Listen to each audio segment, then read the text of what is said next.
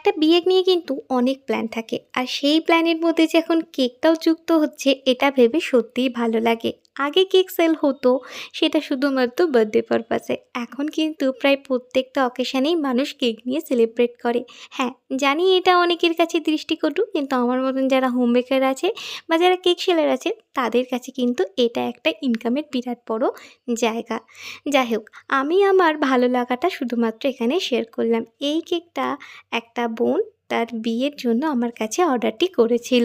প্রথম যে কেকটা দেখতে পেলে ওটা একটা বিয়ে পারপাসে ছিল, আর সেকেন্ড যে কেকটা এখন তোমাদের আমি দেখাবো সেটা আমি আমার বাড়ির জন্যই বানিয়েছিলাম, প্রথমবারের জন্য বানিয়েছিলাম। হ্যাঁ, একটা বাটারফ্লাই কেক আমি ফার্স্টবারের জন্য ট্রাই করেছিলাম। কেকটা বানানোর পর খুব একটা ভালো হয়নি, কিন্তু প্রথমবার আমার কাছে এই অনেক হয়েছিল। তো কেকটা মাঝখান থেকে প্রথমে কেটে ফেললাম, তারপরে একটা বাটারফ্লাই শেপ দিয়ে এবার চারিদিক থেকে ক্রিম দিয়ে ব্যাপারটাকে ভরাট করে দিলাম।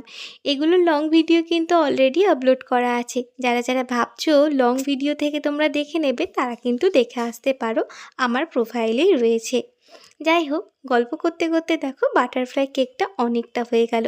এবার আমি একটু রেড কালার উপর দিয়ে স্প্রে করে দিলাম। তো কেমন লাগলো আজকের এই দুটো কেক জানিও তো।